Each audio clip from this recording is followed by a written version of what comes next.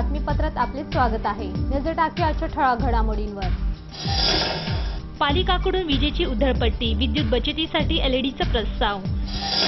नवी मुंबई महानगरपालिका शिक्षकांना उच्च न्यायालयाचा दिलासा, निवडणूक कामांची सक्ती नाही। रेल्वे अपघात झाल्यास प्रवाशाला मिळणार भरपाई, LIC बरोबर करार। पनवेलमध्ये NMMT बस सेवा आजपासून सुरू। महापालिकेच्या शहरात विजेची उधळपट्टी सुरू असून त्यासाठी वर्षाला सुमारे 17 कोटी रुपयांचे बिल भरले जात आहे। भविष्यात विजेचा हा वापर नियंत्रित करण्यासाठी शहरात LED बल्ब बसवण्याचा महापालिकेचा प्रस्ताव असून तो लवकरच महासभेपुढे येणार आहे।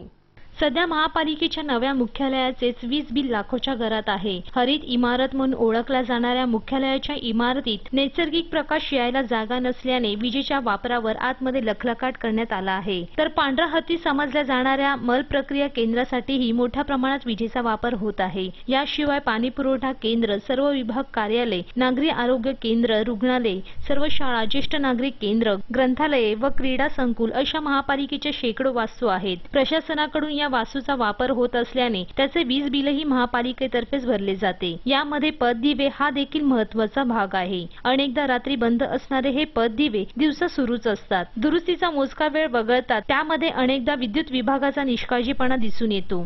अशा अनेक प्रकारातून महापालिकेची विजेची उधळपट्टी सुरूच असते। त्यानुसार वीज बिल स्वरूपात वर्षाला सुमारे 17 कोटी रुपयांचा भरणा महापालिकाकडून महावितरण कंपनीला होत आहे। याचा परिणाम महापालिकेच्या तिजोरीत जमा रकमेवर होत आहे। भविष्यात विजेचा वापर नियंत्रित करण्यासाठी शहरात LED बल्ब बसवण्याचा महापालिकेचा प्रस्ताव असून तो लवकरच महासभेपुढे येणार आहे। Bureau report MVTV। पनवेल शहरात नगरपरिषदेच्या स्वतःच्या मालकीची बस सेवा सुरू होण्यापूर्वीच नवी मुंबई महानगरपालिकेने राबविलेल्या परिवहन उपक्रम अंतर्गत NMMT बस सेवा सुरू करण्यात आली आहे। शुक्रवारी ही बस पनवेलमध्ये धावणार आहे। पनवेल रेल्वे स्थानक ते साईनगर या मार्गावर ही बस सुरू होणार आहे। पनवेल शहरात नगर परिषदेच्या स्वतःच्या मालकीची बस सेवा सुरू होण्यापूर्वी नवी मुंबई महानगरपालिकेने राबविलेल्या परिवहन उपक्रमाअंतर्गत NMMT बस सेवा सुरू करण्यात आली आहे। शुक्रवारी ही बस पनवेलमध्ये धावणार आहे। पनवेल रेल्वे स्थानक ते साईनगर या मार्गावर ही बस सुरू झाली आहे। सिटीझन युनिटी फोरम आणि जनजागृती ग्राहक मंच पनवेल शाखा यांच्या पाठपुराव्यामुळे पनवेल नगर परिषदेने ही बस सेवा सुरू करण्याची परवानगी दिली आहे। पनवेल रेल्वे स्थानक, पनवेल बस स्थानक, नवीन पनवेल उड्डाणपूल, ठाणा नाका, कफनगर, सारस्वत बँक, तालुका पोलीस ठाणे, वाल्मिकी नगर, नगरपालिका, दर्गा नाका, लायन गार्डन, काळन समाज हॉल, प्रांत कार्यालय, गुरुपुष्पा सोसायटी, साई रत्नदीप सोसायटी, साईनगर आदी ठिकाणांवर ही बस थांबणार आहे। पनवेल रेल्वे स्थानक ते साईनगर ही पहिली बस फेरी सकाळी 7:18 तर शेवटची बस रात्री 8:36 तसेच साईनगर ते पनवेल रेल्वे स्थानक पहिली बस सकाळी 7 वाजता व शेवटची बस 8:56 सुटणार आहे। दर 15 ते 18 मिनिटांनी बस सुटेल। शहरात अनेक वर्षांपासून अशा प्रकारची परिवहन सेवा सुरू करण्याची मागणी नागरिकांकडून होत होती, ती आता पूर्ण झाली आहे। Bureau report MVTV। Navi Mumbai Sion Panvel महामार्गावर दिवसेंदिवस वाहतूक समस्या व अपघाताचे प्रमाण वाढले आहे। त्यामुळे वाहतूक पोलिसांनी वाहनांची वेग मर्यादा 60ची केली असून वेग मर्यादेचे नियम तोडणाऱ्याला 200 रुपये दंड आकारला जाईल। तसेच वाहनांचा वेग तपासण्यासाठी स्पीडगन मशीनचा वापर केला जाणार आहे। नवी मुंबई सायन पनवेल महामार्गावर मोठ्या प्रमाणात वाहनांची संख्या वाढली आहे। त्यामुळे दिवसेंदिवस वाहतूक कोंडीची समस्या अधिक बिकट बनत चालली आहे। वाहतुकीची समस्या सोडविण्यासाठी व वाहतूक कोंडी निर्माण होऊ नये यासाठी नवी मुंबई पोलिसांनी काही उपाययोजना केल्या आहेत। सायन पनवेल महामार्गावर वाहनांची वेग मर्यादा 60ची निश्चिती करण्यात आली आहे। वाहने सावकाश चालवावी। स्पीडगन मशीनद्वारे प्रत्येक वाहनांची वेग मर्यादा तपासली जाणार आहे। त्यामुळे वेग मर्यादा तोडणाऱ्या व्यक्तीस 200 रुपयांचा दंड भरावा लागणार आहे। सुरक्षित प्रवास हेच तुमचं आमचं ध्येय असावं, असे पोलीस निरीक्षक कोळी यांनी सांगितले आहे। सर्व वाहन चालकांनी आपले वाहन चालवताना वेग मर्यादेचं पालन केलं पाहिजे। ब्रिजवर त्याचप्रमाणे सपाट रोडवर ज्या पद्धतीचं डायरेक्शन दिलेलं आहे कितीच्या स्पीडने वाहन चालवायला पाहिजे त्या स्पीडने जर वाहन चालवले तर पुष्कळच्या अंशी अपघात टळू शकतात। पोलिसांनी केलेल्या या नियमनामुळे वाहतूक सुरळीत होऊन अपघाताचे प्रमाणही कमी होण्यास मदत होणार आहे। कॅमेरामन सूरज कांबळेसह राज चव्हाण MVTV। निवडणूक कार्यक्रमाची कामे करण्याची सक्ती शिक्षकांवर करू नका। ते स्वखुशीने काम करण्यास तयार असेल तरच त्यांना काम द्या, असा अंतरिम आदेश उच्च न्यायालयाने निवडणूक आयोगाला दिला आहे। उच्च न्यायालयाच्या या आदेशामुळे निवडणूक कार्यक्रमाला जुंपलेल्या शिक्षकांना मोठा दिलासा मिळाला आहे।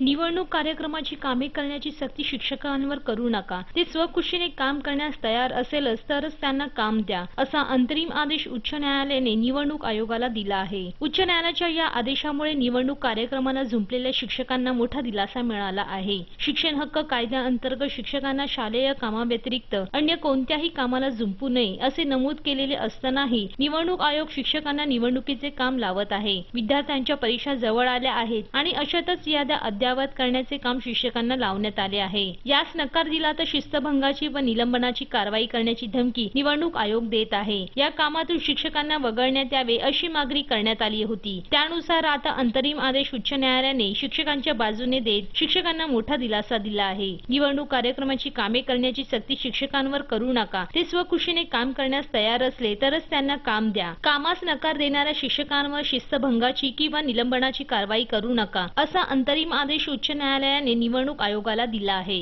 Bureau report MVTV. मध्य रेल्वे मार्गाच्या प्रवाशांना आता लोकलचा पास आणि तिकीट काढण्यासाठी अर्धा तास आधी निघण्याची गरज नाही. कारण रेल्वे मंत्री सुरेश प्रभू यांनी व्हिडिओ कॉन्फरन्सिंगद्वारा पेपरलेस मासिक पास आणि तिकीट यांची सुविधा सुरू केली आहे. मध्य रेल्वे मार्गावरील प्रवाशांसाठी लोकलचा पास काढण्यासाठी आता अर्धा तास आधी निघण्याची गरज नाही. कारण रेल्वे मंत्री सुरेश प्रभू यांनी व्हिडिओ कॉन्फरन्सिंगद्वारा पेपरलेस मासिक पास आणि तिकीटची सुविधा सुरू केली आहे. रेल्वेने अनारक्षित तिकिटांसाठी ही सुविधा काही निवडक स्टेशनवर आधीच सुरू केली आहे. 9 ऑक्टोबरलाच म्हणजे आज या सेवेत मासिक पासही उपलब्ध होणार आहेत. मुंबईतल्या लाखो पासधारकांना या सुविधेने मोठा फायदा होणार आहे. रेल्वेच्या UTS मोबाईल ॲपच्या माध्यमातून पास मिळणार आहे. अँड्रॉइड स्मार्टफोनवर हे ॲप उपलब्ध आहे. Bureau report MVTV. रेल्वेचा प्रवास सुरक्षित होण्यासाठी रेल्वेने आता पुढाकार घेतला आहे. रेल्वे दुर्घटनेत मृत्यू किंवा कोणी प्रवासी जखमी झाला तर त्याला आर्थिक मदत मिळणार आहे. मात्र रेल्वे स्वतःच्या खिशातील पैसे न देणार तर विमा कंपनी ही मदत देणार आहे.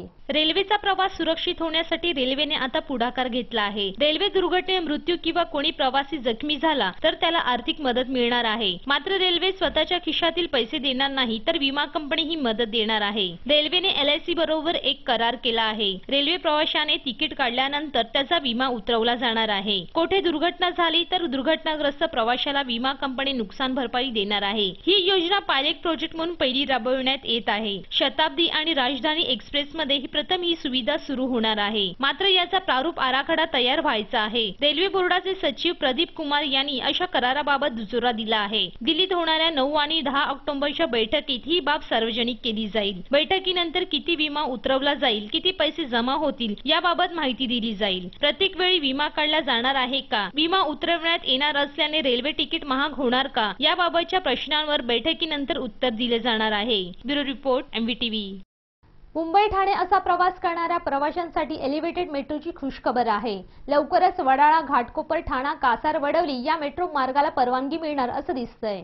मुंबई ठाणा असा प्रवास करणाऱ्या प्रवाशांसाठी खुशखबर आहे. लवकरच वडाळा, घाटकोपर, ठाणे, कासार, वडवली या मेट्रो मार्गाला परवानगी मिळणार असं दिसतंय. भूमिगत मेट्रोसाठी लागणारा खर्चाचा अवाढव्य आकडा लक्षात घेता मुंबईतील मेट्रो 3चा मार्ग वगळता आता सर्व मेट्रोचे मार्ग हे एलिव्हेटेड म्हणजेच उन्नत असणार आहेत. तेव्हा वडाळा, घाटकोपर, ठाणे, कासार, वडवली असा मेट्रोचा मार्गही उन्नत असणार आहे. सुमारे 33 किलोमीटर मेट्रो मार्गाच्या नवीन आराखड्यावर शेवटचा हात फिरवला जात आहे. लवकरच हा आराखडा MMRDA मुख्यमंत्र्यांच्या पुढे सादर करणार असून येत्या काही दिवसात या मार्गाच्या नवीन आराखड्याला मान्यता मिळणार आहे. त्यामुळे या प्रकल्पाच्या भूमिपूजनाचा आणि निविदा प्रक्रिया सुरू करण्याचा मार्गही मोकळा होणार आहे. तेव्हा येत्या काही महिन्यांमध्ये मुंबई, ठाणे आणि घोडबंदर रोड यांना जोडणाऱ्या या मेट्रो मार्गाच्या कामाला सुरुवात झाली तर आश्चर्य वाटायला नको. वडाळा, घाटकोपर, ठाणे, कासार, वडवली या 33 किलोमीटरच्या भुयारी मेट्रो आराखडा रद्द करत तो उन्नत केल्यामुळे प्रकल्प खर्च मोठ्या प्रमाणावर कमी होणार आहे. या मार्गाच्या भुयारी मार्गाचे काम तब्बल 22,000 कोटी रुपयांपेक्षा जास्त खर्च अपेक्षित होता. आता हा मार्ग एलिव्हेटेड केल्यामुळे प्रकल्प अंदाजे 8,000 कोटी रुपयांमध्ये पूर्ण होईल असं सांगण्यात येतंय. तसंच या प्रकल्पाला पुढे वडाळा ते GPO असं नेण्यास प्राथमिक मान्यता मिळाली आहे. तेव्हा वडाळा ते GPO या 8 किलोमीटर मेट्रो मार्गाचा आराखडा बनवण्याच्या कामालाही लवकरच सुरुवात होणार आहे. त्यामुळे घोडबंदर ठाण्याहून थेट CST पर्यंत जीव घेणा लोकल प्रवास टाळत वातानुकूलित मेट्रोने पोहोचणे शक्य होऊ शकेल. Bureau report MVTV. नवीन पनवेल परिसरात डेंग्यू, मलेरिया या साथीच्या आजारांनी थैमान घातले असून मोठ्या संख्येने डेंग्यूचे रुग्ण आढळले आहेत.